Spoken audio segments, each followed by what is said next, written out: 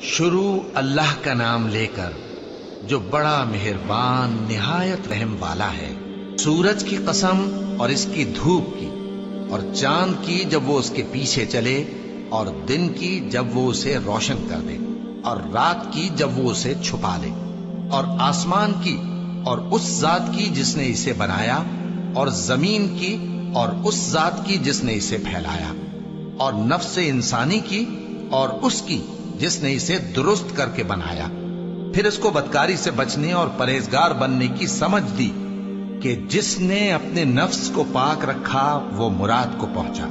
اور جس نے اسے خاک میں ملایا وہ نامراد رہا۔ قوم سمود نے اپنی سرکشی کے سبب پیغمبر کو جھٹلایا۔ جب ان میں سے ایک نہایت بدبخت اٹھا